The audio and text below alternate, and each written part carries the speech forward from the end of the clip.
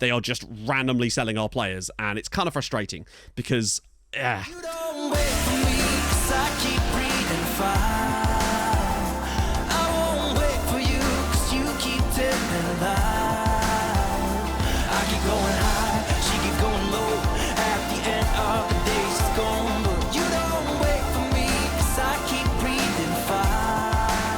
And you keep telling lies. Hi guys, and welcome back to another episode of Outcasts 2 Icons. If you're still enjoying it, of course, smash the like button. Really does help out and all that. So, start of season 11. The third season, the second full season, I suppose, with Dinamo Zagreb. Our contract is up at the end of the season, and I do sense that might well be where we potentially draw this part of the journey to a close, but it's certainly going to be fun. And this year, I really have high hopes for what we can achieve, both domestically. I really do want to do the double this year. I can't believe we screwed that up last time, but I really do want to make more of an impact in Europe this year. And hopefully, either we can have a mad time and get ourselves into the Champions League group stages. Sure, that'll be tough for us. Once we are there, if we do get there, and it'll be tough to get there anyway. But in addition to that, if we were to get into the Europa League, however, I just have to hope that we don't get a draw that's quite so tough as last time. Hilariously, Real Betis actually won the Europa Conference League at the end of the day, so they were a pretty good side as it goes. Both them and Lille reached finals this year, and which means both of those two are off the list as well. So the number of clubs we can move to is slowly dwindling at the very top end. So this is about to get interesting. Have you ever woken up in the middle of the night in a cold sweat, wondering to yourself, God, what happened in the Leyton Orient game? Well, if you have, then I have the solution that you require. It is the One Football app. Never again go to bed without knowing the scores in the National League, because you will get them straight to your phone at the click of a button. Get all the team news, up-to-date stats from all the leagues around Europe and the rest of the world. Take part in fan voting so you can decide who is going to win the Leyton Orient game. Is it Leyton Orient? It's Leyton Orient. I don't know why I'm so fixated on Leyton Orient here. When you finally had enough of Leyton Orient, then hey, you could go follow the Euros. They're ongoing right now, and you will get up-to-date information exactly when you need it the most. So once again, a massive thank you to OneFootball for sponsoring this video, and you can download the app for free with the link in the top line of the description. One hilarious little tidbit as well is the fact that I was looking at the stuff at the end of the season, and the board rated the signing of Regan Booty higher than Fernando de Ana. Utterly mad, but that's classic board stuff. And believe me, the board are annoying the crap out of me now. This is one of the reasons I think that definitely moving on at the end of this season, to be honest. In other hilarious news, Osijek actually lost the cup final too, ending their season with 6 consecutive defeats, and Slaven Belipo actually won the cup final in the end. There has been some outs. Unfortunately, there's likely to be another out very soon. Don't worry, not Vlade Šrikić currently, unless the board do some nonsense, which I wouldn't put it past them at this point. The simple situation with our transfers this summer is that, as you know, we had a sort of set goal going in, and I have definitely managed to fill a few of those holes.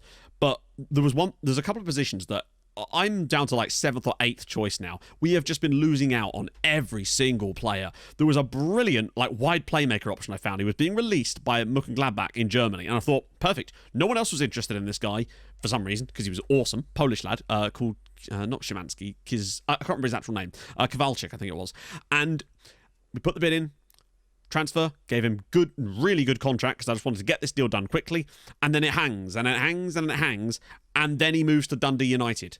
No offence to Dundee United, but are you serious? That's the calibre of club we're losing out on players to at the moment, and I couldn't figure out, and as far as I can tell, they weren't in Europe and aren't in Europe now. So I don't know, maybe they offered him some tablet or something, and fair one, that stuff's really nice, but that's not the point. We could buy Iron Brew, we could import Iron Brew. A lot of good players that we've found and assessed, scouted, all perfect, try to actually make the deal, and then all of a sudden all the vultures come around and just sneak them straight out from underneath us. It could literally happen again with the player we're looking at right now. Like, the club have forced us to pay £8 million potentially for this guy. He's not actually joined us yet or anything. RZ are interested with a £4 million bid, and I'd be absolutely no surprise if he went to RZ in the end. That would make a little bit more sense, but even so, we've put together a hell of a contract for him. So the first big out is Kem Campbell, who's gone to Fulham. Now, I wasn't completely disappointed. The thing is, he looks really good, but he just, for some reason, didn't really fit the way we played for whatever reason, although maybe there was a chance for him in there somewhere. But I had my hand forced on this one. The board sold him out from underneath me. The offer was too good to turn down. Now, I did protest it, and they agreed, you know how it goes. You protest, they say it's fine the first time, and then like 2 days later, they accept another bid, which is the exact same bid, and then you have no option to protest, because of course not. So I did manage to get them to renegotiate the transfer in the end, but in the end, he went to Fulham for £13 million, which is a lot of money. And my hope at that point was, well, at least if they're getting rid of a player for some reason, even though we're secure financially, then that might hopefully prevent them from doing it again. It hasn't, because this really bolstered our bank balance and gave me hope that we could make some really frugal signings, be a bit careful, and hopefully strengthen the squad this summer, because the board weren't doing this last summer, and we have more money now. But unfortunately, Candelaria has literally on this exact day had 2 different bids come in from other sides, and they tried to do it earlier in the season again, and I protested, and they went away for a bit. But now they've decided that once again, despite us making this sale, they're now going to try and sell Candelaria out from underneath me for like £6 million. So I don't know what the board are up to at the moment, to be fair.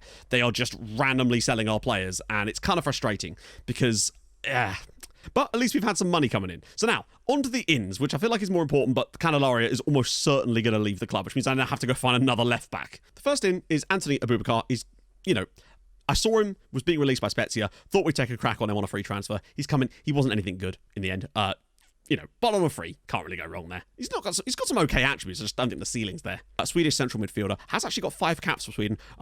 Solid midfield option to bring in and sort of just strengthen that area of the team. He's got some really nice, barely any cons as well, which is kind of nice, apart from his finishing.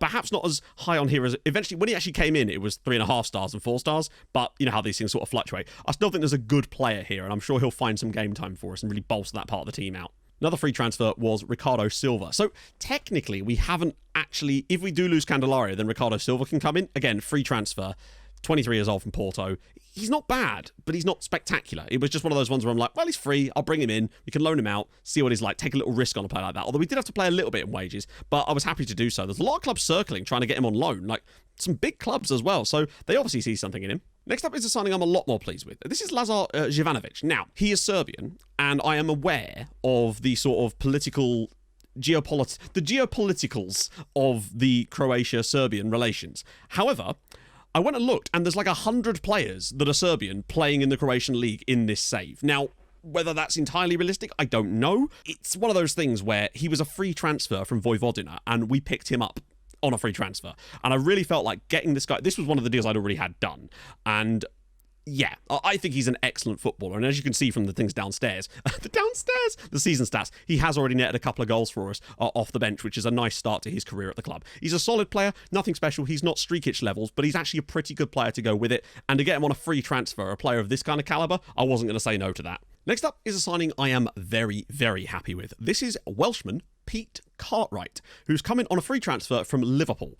Now, firstly, he's a model citizen, which is just really nice. I didn't even see that until we'd already kind of agreed the deal. But for 20 years old, he is very good as far as to get him on a free transfer again. Really nice mentals in a lot of area. Great physical attributes as well. Great balance as well. Could do with a little bit more acceleration, which is fine, but great personality. Crossing is what I've got him working on at the moment. His passing, his marking solid, his positioning solid, his tackling is pretty decent as well. Aggression and bravery are quite decent. He's just a good player. The first of which is Arkadiusz Szymanski. Now, I said I was going to make a reverse version of our tactic, and I have done that, and I have tested it in some games so far, depending on who was playing up front, essentially. So one of the reasons I was interested in Arkadiusz Szymanski is because of that system.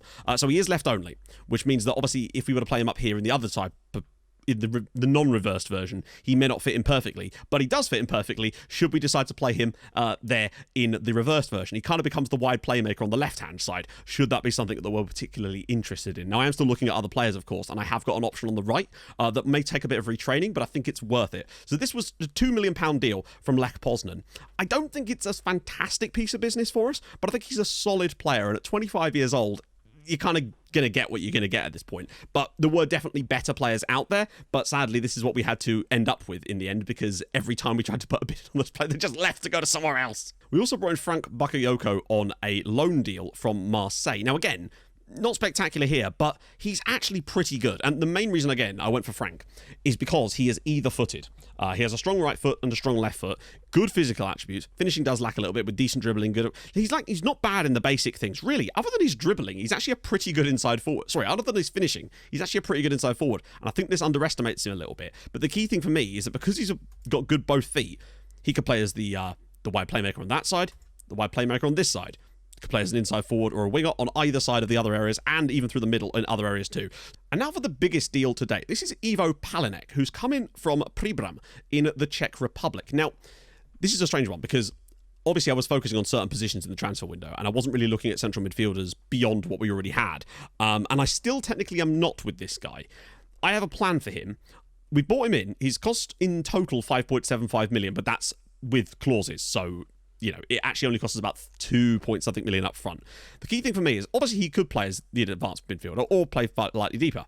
I think really what I'm looking at is the opportunity to train him as the wide playmaker outside because he does have good passing and vision. He does have good physicals. He's tall as well. He can do a lot of the things I want, and I think retraining him here could give Simic a bit of a run for his money in that position, and that's the reason I actually went for the deal in the end. And yeah, it cost us a little bit, but I felt like we had to spend a little bit of money, and it looks like we're going to get most of that money handed back to us with the Candelaria deal anyway. Remainder of this window really is to try to find maybe one more inside forward on that left-hand side that's a bit more dominant. Worst case scenario, we'll get Edwin back. Why the hell not? Right, so we have played some games off camera as well, because I didn't want to come back at the very first game in the Champions League. So we've actually got like 6 off-camera games too, so let's go. First up, we were away against UTA Arad, who I believe are the Romanian champions, because that's where we ended up playing them. PP with the ball through, Simic smashes us in front after just 12 minutes. Simic really has taken to the role on the reverse version of the tactic. As you can see, this is what we were playing here. And then later in the game, PP gets the ball again, drops it for Ivanovic, who'd come off the bench, and made it 2-0. Pretty comfortable performance from us, as you can imagine. This was the reversed version, and I think we looked pretty cushy in this one. I was fairly happy with the way it looked. Not spectacular, but then it's hard to say. I think this was one of the tougher draws because, you know, Romanian champions. Then we had the Super Cup against Slaven Belopo, and sadly, this mess ended up with us losing the game. Frustrating, as we were pretty good for the most part, but they found their moment, and they really have got a bit of a bogey on both us and Osiek. They've gone and won the Cup and then the Super Cup, beating both of us along the way. But it was the second leg against Arad where things really started to click. Mejga's goal after 15 minutes gave us the lead. Same kind of system. Also, turns out that's their first league title since 1969-70. So, yeah, 60 years since they've last won a cup. So that's pretty impressive. Strock made it 2-0 not long after that as well. And then Strikic was just brilliant here. Ironically, ended up on the right-hand side here, but that's just how it goes. Does get it back onto his left foot in the end, though, and slams us 3-0 up and 5-0 up on aggregate, which is very, very good indeed. But we still had time for more. By half-time, we were just out of sight. Ivanovic actually played on the right in this game just to see if he could do the job. Cartwright with the ball through. There was Braganza on the end of it. He has been sensational this season, and I'm really glad we decided to keep him. And then in the second half, 80th minute, Braganza's ball through, headed away to him, but it comes back to him, and it's just a gorgeous delivery. And there was Dean Fisher at the back post for 5-0 and 7-0 on aggregate. Very, very comfortably through here. Just really strong performance from everybody involved. Next in the league, it was away at Lokomotiva, who again, as always, shut up shop to start with. Szymanski getting a lovely ball through though, and there was Simic at the back post to make it 1-0, because that's what he does. He's just continued exactly where he left off, even though it's a slightly different type of system. But then, on 65 minutes, Lokomotiva were able to find an equaliser against the run of play. Good ball through, and yeah, just bad defending from Ivica Hodak, costing us a lot in that situation. But then, with 18 minutes to go, Braganza's ball through, and there was Basila on the end of it to make it 2-1 in classic style. But we had more in the tank, weirdly. 88th minute here, some lovely work on the edge of the area, lovely one-touch stuff between the guys. Eventually the ball's put through, Zivanovic slams it home for 3-1 to kill off this tie, but again, there was yet more good football here. Konsa intercepts it here, just lovely, quick, fast-paced football. Mihailovic gets it, pops it around the side, and there was Jovanovic for another one, 4-1. And 2 good goals off the bench. Sadly, Juraj Bosancic has had a lot of injury trouble through this summer period after his injury at the end of last season, and that's another reason why I'm kind of glad we do have a more stable backup striker as well, because I do want Bosancic to get more opportunities, but his injuries have cost him dearly at the moment. Then we had a home game in the next round against Vadar Skopje. We took the lead through Daniel Braganza from the penalty spot, kind of battered them for most of this game, really, and possibly should have had more goals in the end, but it didn't matter, as Strock with the ball through, Simic knocks it down, and PP rattles it home for 2-0. And as you can see, we probably could have had more goals, but a 2-0 win in the home leg is pretty good. We damn nearly ended up playing Pushkas Academy, which would have been awesome, and I probably would have been even more focused on it had that been the case, but they actually got knocked out by Vadar Skopje. And last but not least, we had Osiek in the league. Hodak with the ball, Hodak with the header, made it 1-0. Braganza's he's unplayable. And then in the 73rd, I don't know what was going on here, Mihailovic drops this off for Zivanovic. He eventually ends up with the ball back through for Mihailovic, who pops it in the back of the net for 2-0. Relatively cushy derby win for the lads. Get off to a good start. Is exactly what we needed in the league. 6 goals scored, 1 conceded, just looking defensively stable. Today's game is the second leg against Vadar, because I just kind of wanted to stop here because before we went any further, because if we were to get through, which let's face it, we will, we've been drawn against Red Star, Crvena Zvezda, in the next round. So that's going to be a massive game against a club who I've obviously managed in the past and had a good time with.